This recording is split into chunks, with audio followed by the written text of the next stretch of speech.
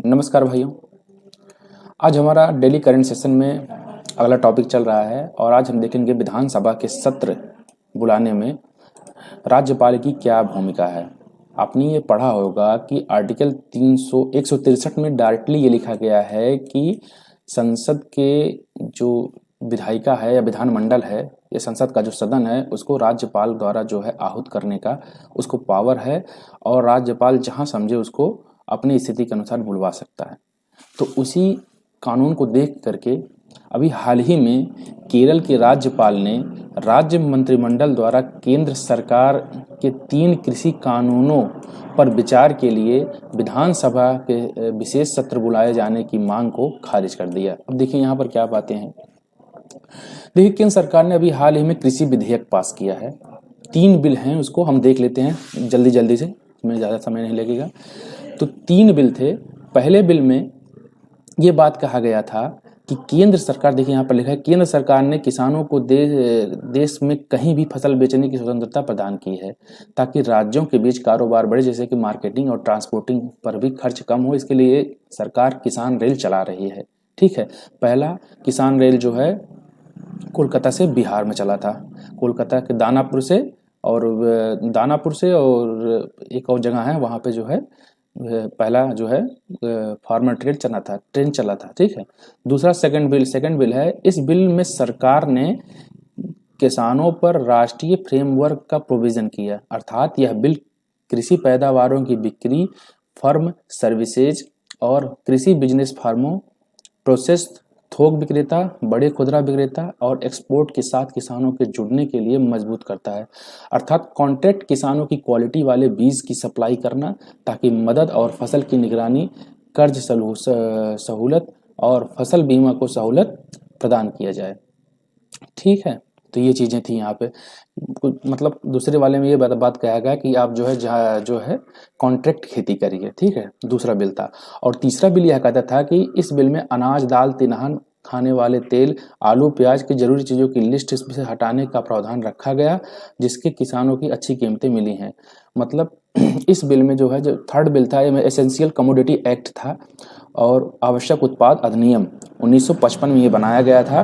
तो उसमें से अनाज की जो मुख्य चीज़ें हैं, अनाज है, दाल है, तिलहन है, खाने वाला तेल है, आलू है, प्याज है, इसको इससे बाहर कर दिया गया और इसको रखने के लिए जो है सीमा अनलिमिटेड कर दिया गया कि आप जो है अधिक से अधिक जो है भंडारण कर सकते हैं इन चीज़ों का। ठीक है, तो देखिए ये सब चीज़ें हैं। अभी काउंट्रोवर्सी चल रही थी, इसी पर चर्चा करने के लिए केरल की जो राज्य विधान मंत्रिमंडल की जो है मंत्रिमंडल था, उसने कहा कि हम विशेष सत्र बुलवाएंगे और इस पर चर्चा करेंगे कि क्या चीज़ें हैं, केंद्र सरकार हमसे क्या करवाना चाहती है। लेकिन राज्यपाल ने उसको विशेष सत्र को बुलवाने से मना कर दिया, क्योंकि अभी जो है वो सत्रावसान चल रहा है। ठीक है, अब इसमें प्रमुख बिंदु क्या हैं इसको लेकर के, तो देखिए विधानसभा सत्र बुलाने में राज्यपाल की भूमिका संबंधी संवैधानिक प्रावधान क्या है।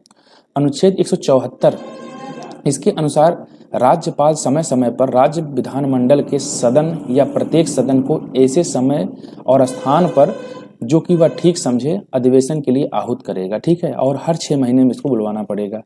ठीक है, करना ही चाहिए, इसमें लिखा गया है। यह प्रावधान राज्यपाल को यह सुनिश्चित करने की जिम्मेदारी भी देता है कि सदन के प्रत्येक 6 माह में कम से कम एक बार अवश्य आहूत किया जाए। ठीक है, ये 174 में लिखा गया है। लेकिन जो 174 में ये बातें लिखी गई हैं, इसका क्लियरिफिकेशन आर्टिकल 163 में दिया गया है। ठीक है, आर्टिकल 163 क्या कहता है। यद्यपि अनुच्छेद 163 के तहत राज्यपाल को सदन को बुलाने का विशेष अधिकार प्राप्त है, यहाँ पर ये जो है राज्यपाल का विशेष अधिकार है कि सदन को बुलाए वो, परंतु राज्यपाल को मंत्रिमंडल की सहायता और सलाह के लिए रखा गया है और मंत्रिमंडल की सहायता और सलाह पर कार्य करना आवश्यक है। मतलब मंत्रिमंडल को राज्यपाल की सहायता के लिए रखा गया है और लोकतांत्रिक विचारधारा होने के साथ मंत्रिमंडल की बात को मानना राज्यपाल का नैतिक दायित्व है और उनका धर्म भी है।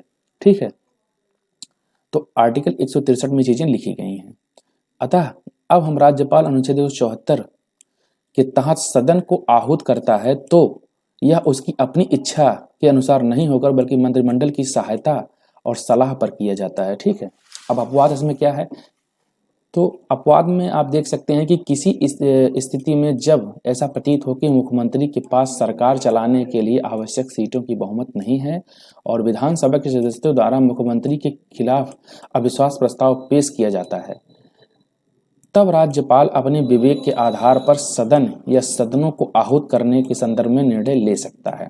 यहाँ पर ये बातें आर्टिकल 163 के जो विशेषाधिकार पर बातें की जा रही हैं उसको साफ साफ यह कह दिया गया है कि ऐसी स्थिति में जब मंत्रिमंडल मुख्यमंत्री के खिलाफ हो जाए और मुख्यमंत्री के खिलाफ अविश्वास प्रस्ताव लाने के लिए प्रयत्नशील होता है, राज्यपाल अपने विवेकाधिकार का यहाँ पर प्रयोग करेगा, अन्यथा वो मंत्रिमंडल की अनुशंसा भी काम करेगा अपना। ठीक है, तो कहीं ना कहीं ये लोकतांत्रिक मूल्यों के साथ हरसमेंट की जो चीज़ें लिखी गई हैं वो देखने में समझ में आ रही हैं। राज्यपाल द्वारा अपनी विवेकाधीन शक्तियों के तहत किए गए निर्णय को न्यायालय में चुनौती दी जा सकती है। ठीक है, राज्यपाल की भूमिका के संदर्भ में सर्वोच्च न्यायालय के निर्णय। वर्ष 2016 में सर्वोच्च न्यायालय द्वारा अरुणाचल प्रदेश के राष्ट्रपति शासन लागू करने के राज्यपाल के निर्णय के कारण उत्पन्न हुए संवैधानिक संकट की समीक्षा की गई। सामान्य परिस्थितियों में जब मुख्यमंत्री और उसकी मंत्रिपरिषद को सदन में पर्याप्त बहुमत प्राप्त हो तो ऐसे में राज्यपाल को अनुच्छेद 174 के तहत सदन को आहूत करने, स्थगित करने और भंग करने की अपनी शक्ति का प्रयोग मुख्यमंत्री और उनकी मंत्रिपरिषद की सहायता और सलाह के समन्वय बनाए रखने हेतु करना चाहिए। जब अब इसमें चीज बताया गया है कि विशेषाधिकार का राज्यपाल 163 का प्रयोग तभी करेंगे जब मंत्रिमंडल अल्पमत में हो। इसका इतना पूरे का मतलब यही है। आप आर्टिकल 174 में जो बातें लिखी गई हैं उसका राज्यपाल तब अपने विवेकाधिकार की शक्तियों की तरह प्रयोग करेंगे जब ये मंत्रिमंडल अल्पमत में होगी, लेकिन जब वो पूर्ण बहुमत में होगी तो आर्टिकल 163 में लिखी गई बातों के अनुसार राज्यपाल जो है अपने विवेकाधीन शक्तियों का प्रयोग पूर्ण बहुमत में नहीं कर पाएगा, अल्पमत में करेगा। ठीक है, जैसे कि आप चुनाव होता है वहां पर जाते हैं तो राज्यपाल को विशेषाधिकार है कि वो चाहे जिसको जो है राज्य पार्टी बनाने के लिए बुलवा सकता है, उसका विशेषाधिकार है। ठीक है, चाहे अगर सरकार मतलब चुनाव जीत के गए और अल्पमत में है, किसी का जो पूर्ण बहुमत नहीं आया है, तो ये राज्यपाल का विशेषाधिकार है कि किसी भी पार्टी को बुलवा सकती है कि आप आइए सरकार बनाइए। ठीक है, लेकिन जब सरकार पूर्ण बहुमत में हो जाएगी, वहां की मुख्यमंत्री जो है पूर्ण बहुमत में होगा, तो ये विशेषाधिकार राज्यपाल नहीं होता है। सदन को आहूत करना, सदन को आहूत करने से आशय सदन या संसद या विधानसभा के सभी सदस्यों को मिलने के लिए बुलाने की प्रक्रिया होती है। ठीक है, कि आप आइए और हमसे मिलिए। स्थगित करने का मतलब क्या होता है, तो स्थगन से आशय है सदन की एक सत्र की समाप्ति से होती है, मतलब 6 महीने की समाप्ति में संसद जो होता है वो स्थगन किया जाता है। भंग करना, सदन को भंग करना या विघटन करने का आशय मौजूदा सदन को पूरी तरह से समाप्त करने से है, जिसका अर्थ यह है कि आम चुनाव होने के बाद ही नए सदन का गठन किया जाएगा। ठीक है, तभी सदन को भंग किया जाता है। सर्वोच्च न्यायालय ने सदन को आहूत करने की शक्ति की व्याख्या राज्यपाल के कार्य के रूप में की है, ना कि उसे प्राप्त शक्ति के रूप में। ठीक है, तो ये राज्यपाल का नैतिक कार्य है कि जो है संसद को आप बुलवाइए, आहूत करिए, ना कि आपकी ये ताकत है कि आप संसद को नहीं बुलवाएंगे, सदन को नहीं बुलवाएंगे। ठीक है, राज्यपाल की भूमिका पर सरकारी आयोग वर्ष 1983 में अपनी एक रिपोर्ट दिया था। उसमें कहा कि जब तक एक राज्य की मंत्रिमंडल को विधानसभा में पर्याप्त बहुमत होता है, देखिए बहुत इंपॉर्टेंट चीज यहाँ पे लिखी गई है, उसके द्वारा दी जाने वाली सलाह जब तक स्पष्ट तौर पर असंवैधानिक न हो का अनुसरण करना राज्यपाल के लिए बाध्यकारी होगा। ठीक है, राज्यपाल के लिए यह बाध्यकारी होगा, ध्यान समझिए इस बात को। केवल ऐसी स्थिति में जहां इस तरह की सलाह के अनुरूप की गई कार्यवाही किसी संवैधानिक प्रावधान के उल्लंघन के कारण बन सकती है, तो यहां मंत्रिपरिषद ने विधानसभा में बहुमत खो दिया हो, तभी यह सवाल उठता है कि क्या राज्यपाल अपने विवेक के अनुसार कार्य कर सकता अथवा नहीं। इसका मतलब ये है कि राज्यपाल की जो शक्ति का जो प्रयोग होगा वो मंत्रिमंडल के अल्पमत में कारण होगा। 163, ठीक है, और 174 के बारे में आपने देखा। अब यहाँ पे देखिए केरल के मामले में संभावित परिणाम क्या है कि यदि केरल सरकार सदन का विशेष सत्र बुलाए जाने की अपनी मांग पर अड़ी रहती है तो सदन को आहूत करने से मनाही का कोई कानून आधार नहीं हो सकता है, क्योंकि सदन को आहूत करने का संदर्भ में राज्यपाल की शक्तियां सीमित हैं। यदि राज्यपाल द्वारा फिर भी सदन को आहूत करने से मना किया जाता है तो इस निर्णय को न्यायालय में चुनौती दी जा सकती है।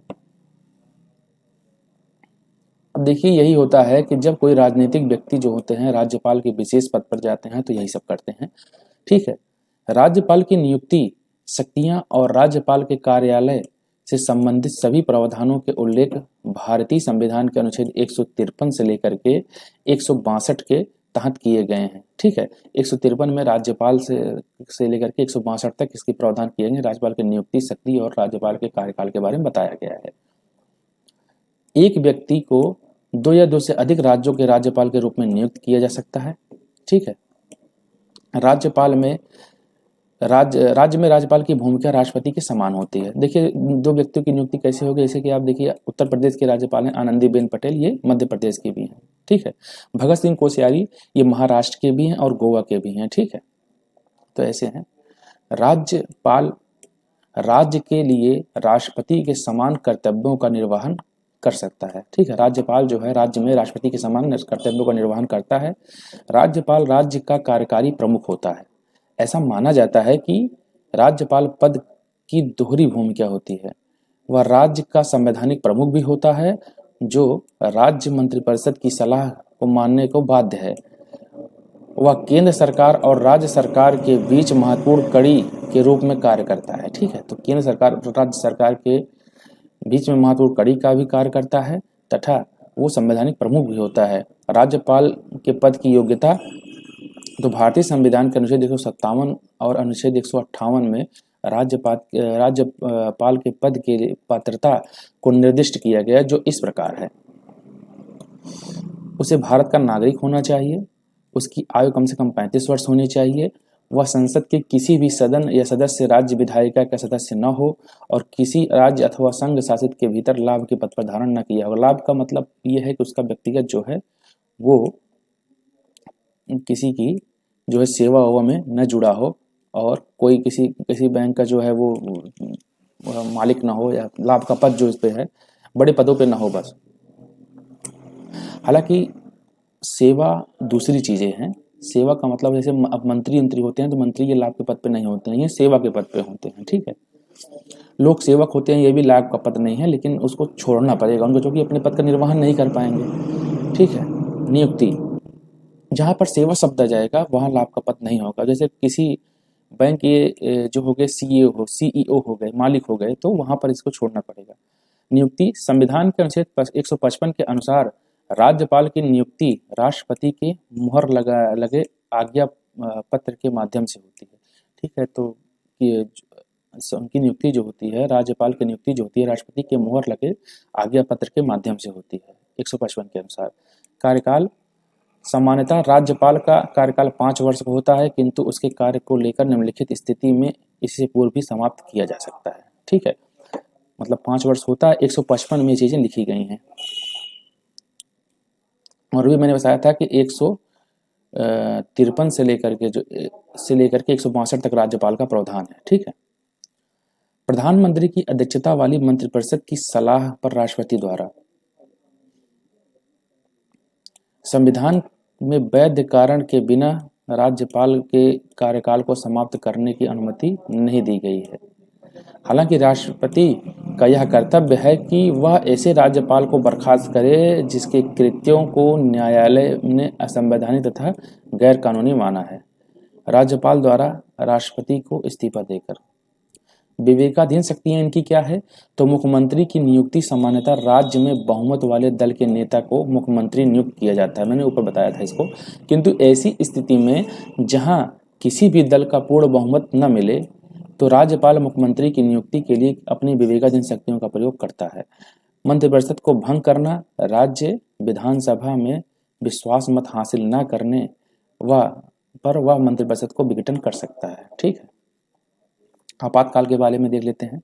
आपातकाल की घोषणा के लिए राष्ट्रपति को सलाह देना संविधान के अनुच्छेद 356 में इंटरनल जो आपातकाल उसके बारे में बताया गया है। तो 3 अनुच्छेद हैं, 352 ये देश के बाह्य असुरक्षा हो तब लगता है, 356 ये देश के इंटरनल समस्याएं हो तब लगता है, और 360 जो है वित्तीय आपातकाल, ये अभी तक नहीं लगा है, ये दोनों लग चुके हैं।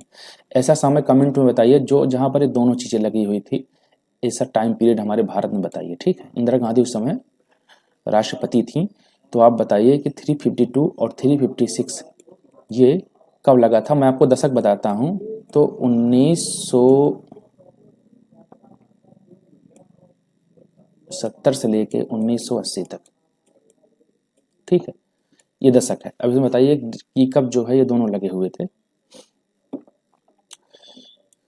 राज्यपाल इस तथ्य से संतुष्ट हो जाता है कि राज्य ऐसी स्थिति उत्पन्न हो गई है जहां पर राज्य का प्रशासन संवैधानिक प्रावधानों के अनुरूप नहीं चलाया जा रहा है, तो राष्ट्रपति को राज्य में आपातकाल अथवा राष्ट्रपति शासन लागू करने की सलाह दे सकता है। ठीक है, राष्ट्रपति के विचार के लिए किसी विधेयक को आरक्षित करना, यद्यपि संविधान के अनुच्छेद 200 में ऐसी स्थितियों का उल्लेख किया गया है कि जब राज्यपाल द्वारा राष्ट्रपति के विचार के लिए किसी विधेयक को आरक्षित किया जाता है, किंतु वह इस मामले में अपने विवेक का प्रयोग कर सकता है। विधान सभा का विघटन, राज्यपाल संविधान के अनुच्छेद 174 के तहत राज्य के विधान मंडल का सत्र आमंत्रित करने, 174 में यही चीजें लिखी गई हैं कि सत्र आमंत्रित करने, सत्रावसान करने और उसका विघटन करने का जो है उसके अंदर जो है ये शक्तियां हैं। जब राज्यपाल इस बात से संतुष्ट होता है कि मंत्रिपरिषद ने अपना बहुमत खो दिया है, तो वह सदन को भंग कर सकता है। ठीक है, तो ये चीजें थी राज्यपाल के बारे में। कभी मैं राज्यपाल के लिए अलग से उसका जो अनुच्छेद है उसको लेकर के आऊंगा। ठीक है, अब देखते हैं अंतर्राष्ट्रीय संबंध में भारत और कतर के बीच क्या कैसे संबंध है। तो हाल ही में भारत के विदेश मंत्री ने कतर के शीर्ष नेताओं से मुलाकात की। कतर की राजधानी है दोहा, और कतर है कहाँ पे, तो देखिए ये सऊदी अरबिया पेनिनसुला है।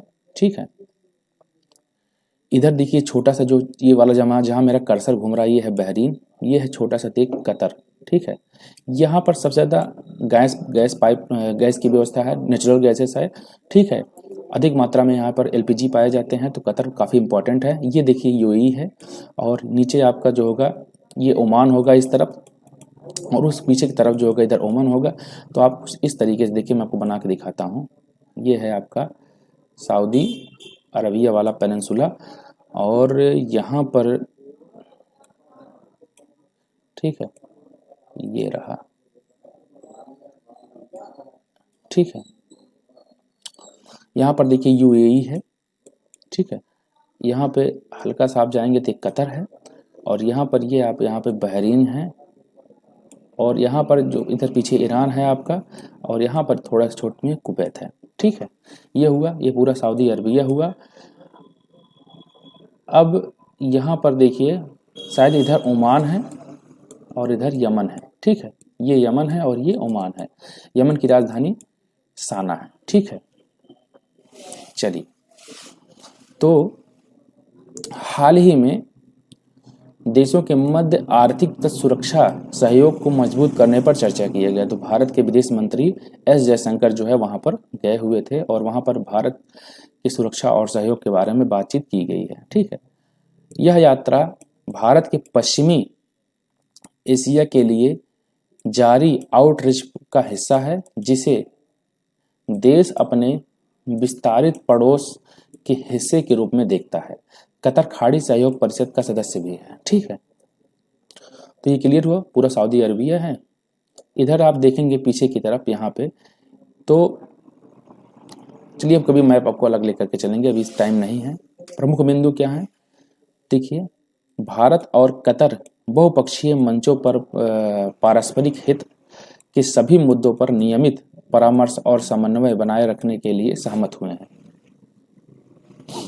आपसी हित के मुद्दों और ऊर्जा, बिजली, पेट्रोकेमिकल, निवेश, बुनियादी बेसिक इंफ्रास्ट्रक्चर डेवलपमेंट एंड जो परियोजनाएं हैं उस पर, शिक्षा पर, सभी पर बातचीत की गई। इसके अलावा ऊर्जा, व्यापार, निवेश, खाद्य प्रसंस्करण और स्वास्थ्य सेवा, शिक्षा, फिर दोबारा ये हुआ संस्कृति रक्षा, सुरक्षा जैसे बड़े क्षेत्रों में बहुपक्षीय द्विपक्षीय संबंधों को मजबूत करने का तरीका पर चर्चा किया गया है। ठीक है, दोनों देशों के मध्य द्विपक्षीय व्यापार 2019-20 $10.95 बिलियन अमेरिकी डॉलर था।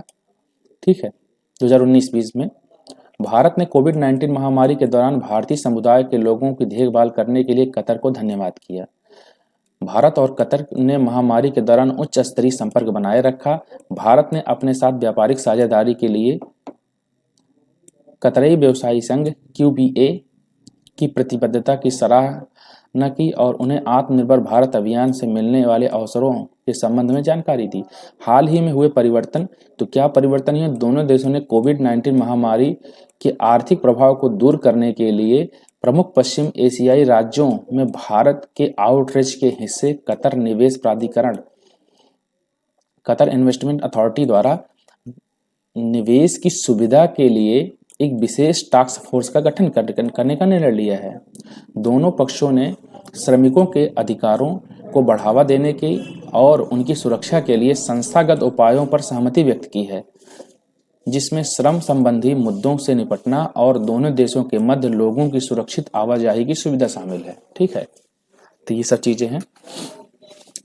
भारत कतर संबंध क्या है? तो आर्थिक संबंध कैसे हैं? आर्थिक संबंध में व्यापार सबसे पहले चीजें होती हैं। तो पिछले कुछ वर्षों में अंतर्राष्ट्रीय बाजार में गैस और तेल की दरों में गिरावट देखी गई है।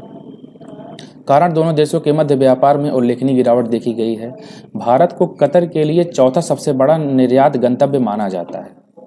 भारत और कतर दोनों के मध्य बैंकिंग क्षेत्र में भी अच्छे संबंध हैं। निर्यात क्या है? तो भारत में कतर से निर्यात होने वाले प्रमुख वस्तुओं में तरलीकृत प्राकृतिक gas, liquefied petroleum gas, LNG और LPG, रसायन and petrochemicals, plastic and aluminium आदि शामिल हैं। कतर को भारत में होने वाले प्रमुख निर्यात अनाज, तांबा, लोहा और इस्पात, सब्जियां, प्लास्टिक उत्पाद, निर्माणकारी सामग्री, वस्त्र, गारमेंट्स आदि भारत देता है और भारत को LNG, LPG, petrochemicals, plastic and aluminium जो है वो कतर प्रोवाइड करवाता है। ठीक है, ऊर्जा के क्षेत्र में सहयोग क्या है? तो कतर भारत में LPG का सबसे बड़ा आपूर्ति करता है। ठीक है, भारत अपनी जरूरतों के लिए प्राकृतिक गैस का लगभग 70% हिस्सा कतर से आयात करता है। मैंने आपको बताया था, यहाँ पर नेचुरल गैस के सबसे ज़्यादा भंडार पाए जाते हैं।